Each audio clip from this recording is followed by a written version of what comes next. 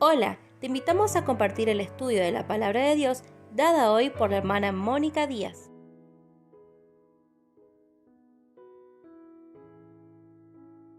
Lecciones en la Epístola de Judas, mensaje del tiempo del fin. Perfil profético del tiempo del fin, estudio en la Epístola de Judas. Estamos agradecidos al Señor por este privilegio de poder compartir su palabra, sabiendo que la venida del Señor Jesús es en breve y Él no retarda su venida. Participaremos de este presente estudio de la Epístola de Judas en el contexto del escenario profético del tiempo del fin. Ya hemos compartido dentro del escenario profético el tiempo de los gentiles y el desarrollo de los eventos futuros delineados en la palabra de Dios, tocante a las naciones de aquel tiempo, que no reconocerán el derecho de reinar del Señor Jesucristo, Rey divinamente elegido en la voluntad de Dios. En arreglo y fin de las edades, donde vemos el plan delineado de Dios desde los tiempos eternos y el lugar que cada protagonista ocupa en determinado plan. En el perfil profético según Mateo 24 y 25, donde se ve claramente el mensaje al pueblo de Israel y cómo serán los días de la angustia de Jacob hasta la manifestación gloriosa del Hijo de Dios, Mesías y Rey. También hemos meditado en las condiciones del tiempo del fin y como dispensación de la gracia, cómo será ese tiempo y de los cuidados pertinentes que debemos tener en cuenta tocante a la verdad, teniendo en cuenta que los días son malos y ellos van en aumento. Y en la profecía de Zacarías hemos contemplado cómo serán esos tiempos angustiosos y la gran tribulación para Israel, vistos en las distintas visiones de la noche y contrastadas con las visiones del día. Y en todos estos escenarios vemos el común denominador, la de esperar por completo en la gracia de Dios y de comprobar por convicción que nada escapa al control y propósito de nuestro Dios. Es así que podemos descansar plenamente en su palabra y en su fiel cumplimiento. Sabiendo que estamos viviendo los tiempos finales y en los albores de una nueva dispensación, leemos la cita en 1 Tesalonicenses capítulo 5, verso 1 y 2. Y leemos verso 1. Pero acerca de los tiempos y de las ocasiones, no tenéis necesidad, hermanos, de que yo os escriba. Verso 2. Porque vosotros sabéis perfectamente que el día del Señor vendrá, así como ladrón en la noche. De esta manera, somos urgidos a compartir su palabra. Y agradecemos también al Señor por los siervos fieles que transmiten todo el consejo de Dios para estos tiempos, para la preparación de la iglesia gloriosa, según vemos en 2 Corintios capítulo 11, verso 2, y leemos. Porque os celo con celo de Dios, pues os he desposado con un solo esposo, para presentaros como una virgen pura a Cristo. Encomendamos este estudio en las manos del Señor y a la iluminación del Espíritu Santo sobre la palabra de Dios, para no dar nuestro criterio, sino para que seamos fieles en el ser portavoces del mensaje de gracia que el Señor nos ha concedido para compartir, y así ser instrumento útil en las manos de nuestro Señor para glorificar su nombre siempre. El tema general de la epístola de Judas es la triunidad de la sana doctrina, en contraste con la triunidad de la mala doctrina, y su desarrollo sobre los falsos profetas y la apostasía. En el libro de Apocalipsis, estos temas son considerados en detalles, pero Judas da a manera de introducción sobre estos mismos. Y aunque Judas estaba escribiendo a los santos sobre la común salvación, el Espíritu Santo le guió en urgencia a tocar sobre estos temas puntuales y no profundizar acerca del tema de la salvación en común. Así es, el Espíritu Santo le trajo cosa muy importante.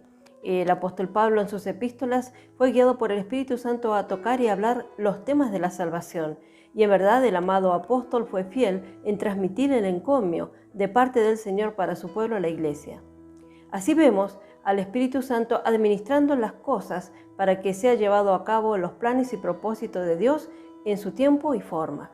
Leemos el versículo clave de esta carta y lo compararemos en distintas versiones. Leemos el versículo 3 de la versión revisada.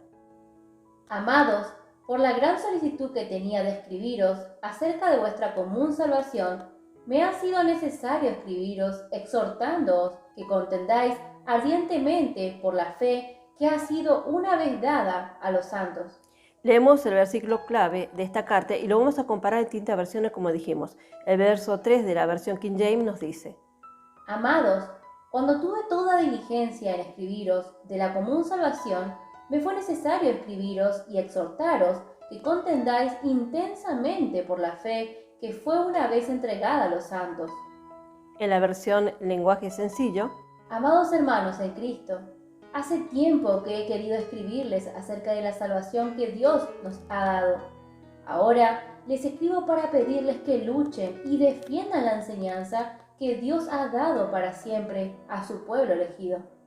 la versión sencilla 95, Amadísimos, tenía un gran deseo de escribirles acerca de nuestra común salvación y me sentí obligado a hacerlo para exhortarlos a luchar por la fe que Dios entregó de una vez para siempre a sus santos. Así, por los enfáticos anuncios podemos percibir que evidentemente el fin de esta edad está cerca, y es por ello que Dios está moviéndonos en urgencia a hablar de las Escrituras que pertenecen especialmente al tiempo del fin. Ahora nuestro hablar de estas y otras Escrituras que nos hablan del tiempo del fin no es por causa de que todas las reglas establecidas estén gobernándonos, sino a causa de que el Espíritu Santo, como director de los ministros, está guiando de esta manera ante la premura de los acontecimientos, y el Señor está administrando e impulsándonos a hablar así. Dios anhela que su propio pueblo conozca estas realidades y que esté preparado para oír el sonido de la trompeta. Asimismo, es el anhelo de Dios que el mundo sea avisado de los juicios venideros para que puedan estar sin excusa, si es que no escapan por la fe a través de aceptar la obra consumada en la cruz de su amado Hijo Jesucristo. Este precioso estudio de Judas ha impactado profundamente nuestro ser con la abundancia y el valor de este pequeño capítulo del libro. Parece que no hay otro en el Nuevo Testamento, a excepción de las cartas del apóstol Pablo, que contenga tanto para su tamaño. Es el multum in parvo, expresión del latino que nos dice de lo mucho en poco. Parece estar colmado de maravillosas verdades pertenecientes al cierre de esta edad, y es bueno también compararlo con 2 de Pedro capítulo 2 al estudiar esta carta para un mayor complemento, ya que ellas son similares. Tal es así que algunas personas han pensado que Pedro sugirió esta carta a Judas, y esto no puede ser porque Judas también era un apóstol y estaba lleno y guiado con el Espíritu Santo. Daremos el bosquejo de la epístola. La carta cae fácilmente en 3 divisiones, del versículo 1 al 9, del versículo 10 al 13, del versículo 14 al 19. Los versos 20 y 25 tenemos el epílogo, las consideraciones finales a modo conclusivo. La primera división del verso 1 al 9 hallamos 3 ejemplos de la verdad aguda, 3 ejemplos de la incredulidad, ellos son Israel, los ángeles, Sodoma y Gomorra, y 3 grupos de 3 en el versículo 4 y enunciados en el versículo 8. Versículo 4, han entrado encubiertamente, 2, los que desde antes estaban destinados, 3, hombres impíos. Verso 8, 1, estos mancillan la carne, 2, rechazan la autoridad, 3, blasfeman de las potestades superiores. Segunda división, de los versículos 10 al 13, 3 personajes y sus rasgos particulares. Primero Caín, su camino. Segundo Balaán, su error. Tercero Coré, su rebelión, contradicción y anarquía. 7 seudónimos criticados que se pueden ver. Primero, manchas en vuestros ágapes. Segundo, pastores que se alimentan a sí mismos. Tercero, nubes sin aguas. Cuarto, árboles otoñales sin fruto. Quinto, fieras ondas del mar que espuman su propia vergüenza. Sexto, estrellas errantes. Y séptimo, para quienes el pago de las tinieblas ha sido reservado. Y la tercera división, versos 14 al 19, 3 hombres, Enoc, Moisés y Elías. Primero, el testimonio de Enoc. Segundo, su comunión con Dios. Y tercero, su traslación. Y el contraste, el juicio, castigo de los guías ciegos. Y 3 fundamentales males que provocan este juicio. Primero, el camino sin sangre o imperdonable pecado de Caín. Segundo, el infiel error o ministerio a sueldo de Balaam. Y tercero, la ostentosa insurrección de Coré. Esta trinidad de errores, marcando la unidad de esta trinidad de impíos en contra de la trinidad de la deidad. El camino de Caín está en contra del Hijo de Dios. El error de Balaam está en contra del Espíritu de Dios. Y la contradicción de Coré está en contra de la absoluta soberanía o despotismo de Dios. Las conclusiones finales es edificados sobre la santísima fe, orando en el Espíritu Santo. 3, conservados en el amor de Dios. 4, esperando la misericordia de nuestro Señor Jesucristo para vida eterna. Veremos el perfil de Judas, su lugar oficial, y leemos Judas capítulo 1, verso 1. Judas, siervo de Jesucristo y hermano de Jacobo, a los llamados santificados en Dios Padre y guardados en Jesucristo. El autor de esta carta es el apóstol Judas. Judas fue uno de los 12 apóstoles del Cordero. Es uno de aquellos que se sentarán sobre los 12 tronos y juzgarán a las 12 tribus de Israel durante el milenio. Judas, sabemos, murió antes que Juan, o sea, antes del comienzo del siglo II. Leemos Mateo capítulo 10, verso 2 al 4. Verso 2. Los nombres de los 12 apóstoles son estos. Primero, Simón, llamado Pedro, y Andrés su hermano, Jacobo, hijo de Zebedeo, y Juan su hermano. Verso 3. Felipe, Bartolomé, Tomás, Mateo el publicano, Jacobo, hijo de Alfeo, Lebeo, por sobrenombre Tadeo. Verso 4.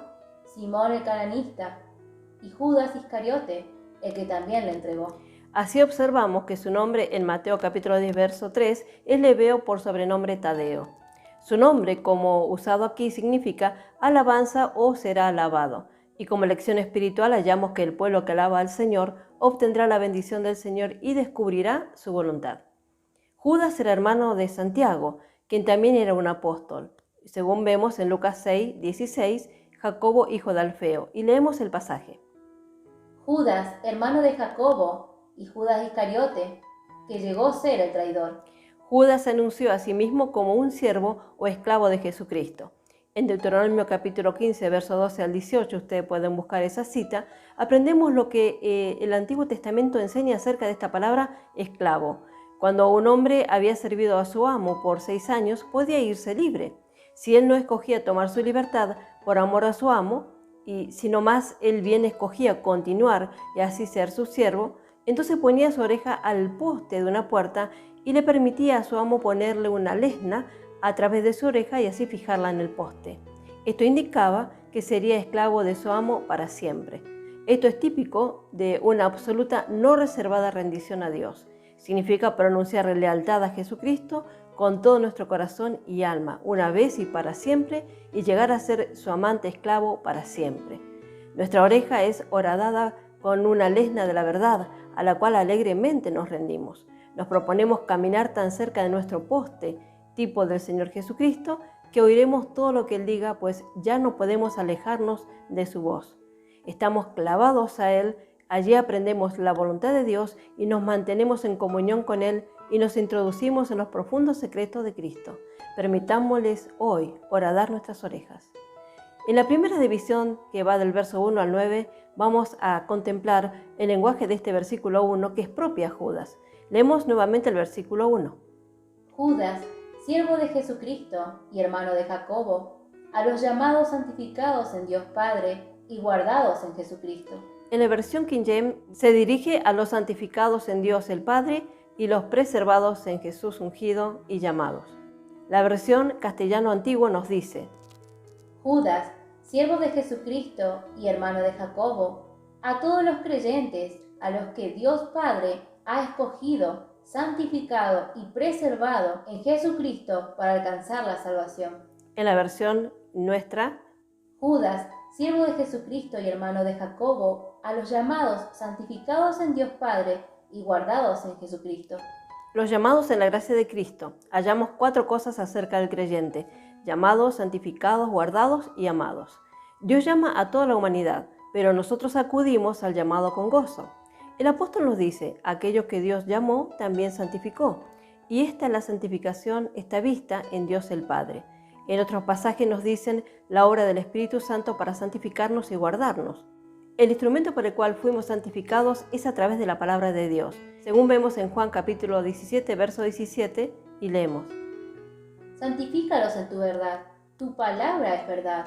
También leemos en Efesios capítulo 5, verso 25, la segunda parte, y verso 26. Así como Cristo amó a la iglesia y se entregó a sí mismo por ella, para santificarla, habiéndola purificado en el lavamiento del agua por la palabra. Y el poder de nuestra separación o santificación es el Espíritu Santo. Leemos en 1 Corintios capítulo 6, verso 11. Y esto erais algunos, mas ya habéis sido lavados, ya habéis sido santificados, ya habéis sido justificados en el nombre del Señor Jesús y por el Espíritu de nuestro Dios.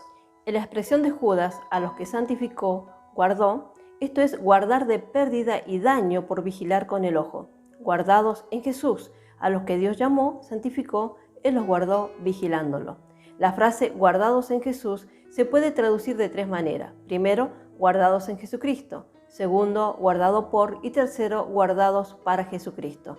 Somos guardados en Jesús porque estamos escondidos en Él, guardados por medio de su poder, de su vida indestructible. Dios nos guarda en Cristo para su beneficio, para su gloria y honra. Y leemos 1 de Juan capítulo 5, verso 18. Sabemos que todo aquel que ha nacido de Dios no practica el pecado, pues aquel que fue engendrado por Dios le guarda, y el maligno no le toca. No hay nada que pueda separarnos del amor de Dios, porque aquel que fue engendrado por Dios, Cristo mismo, nos guarda. Dios no nos da la salvación para que nosotros la guardemos. Dios mismo guarda lo que tanto le costó. Evidentemente, el significado es esto, que somos santificados en el Padre y preservados en el ungido a causa del divino llamamiento que aceptamos. Leemos Judas verso 2. Misericordia y paz y amor os sean multiplicados. Tanto Judas como Pedro anhelan la multiplicación de estas tres cosas. Él escribe a estos que habían experimentado la salvación, pero era su anhelo vehemente que aumentasen en misericordia, que sea multiplicada, porque la misericordia del Señor es nueva cada mañana. Y leemos en Lamentaciones capítulo 3, versos 22 y 23. Verso 22. Por la misericordia de Jehová no hemos sido consumidos, porque nunca decayeron sus misericordias. Verso 23. Nuevas son cada mañana, grande es tu fidelidad. Vemos el tierno cuidado de Dios, grande es su misericordia. Leemos el verso 3 de Judas nuevamente, que es un verso muy clave. Amados, por la gran solicitud que tenía de escribiros acerca de nuestra común salvación, me ha sido necesario escribiros exhortándoos que contendáis ardientemente por la fe que ha sido una vez dada a los santos. Judas se dirige a sus lectores como amados. Preferimos usar la misma expresión porque la Escritura siempre usa ese título para dirigirse a los santos. No queridos, lo cual es una expresión muy común, trivial e insignificante. El término damas y caballeros es impávido, no enuncia la profundidad de la expresión, pero si amados, esto expresa la verdadera relación, lo cual es alto y sagrado. En la exacta traducción del griego, que el Espíritu Santo siempre emplea, esa alusión de Judas es completa y preciosa. Llamados, santificados, amados, preservados. Judas fue totalmente inflamado y movido de pies a cabeza, es decir, lleno del gozo del Espíritu y compelido a escribir acerca de la común salvación, la cual gozaba profundamente, pues era tan rica y maravillosa la común salvación de la justificación del pecado y sanidad para el cuerpo y el ungimiento del Espíritu Santo, que su gozo era indecible. Muchos están intentando eliminar estos últimos dos puntos, llamados santificados, amados y preservados, visto en el verso 1. Sin embargo, aún siguen siendo partes vitales de la presente triple común salvación de Dios. Judas fue lleno y conmovido con esto. Como muchos hoy, él amaba quedarse junto a Pentecostés, es decir, gozando de la llenura del Espíritu Santo en esa bella experiencia. Pero ¿no había visto ya que el Pentecostés no era el fin, sino un necesario medio para preparar al pueblo para el fin? Eso es claro. Muchos piensan hoy que la única preparación para el fin es obtener más de Pentecostés o tener otro Pentecostés, es decir, buscando avivamientos continuos. Algunos, quienes afirman haber recibido el Espíritu Santo, están ahora esperando por el llenar y el bautismo de fuego. Y muchos de aquellos a quienes hemos encontrado en este respecto están como muertos y secos como rastrojo en otoño. ¡Qué triste! ¿O cuándo aprenderán los santos a contentarse con la simple palabra escrita de Dios? Gracias a Dios, cuando en realidad andamos en el Espíritu, pues Él nos enseña el camino. Cuando comprobamos esto, vemos que no hay retroceso ni pisada en vano en el viejo sendero trillado. Ello es realmente confiable. Judas tomó su tablilla y pincel, listo para escribir algo ardiente acerca de la común salvación. El Espíritu le movió a escribir, de ahí estuvo teniendo toda diligencia o darse prisa del griego para escribir, como vemos en el versículo 3 y leemos nuevamente.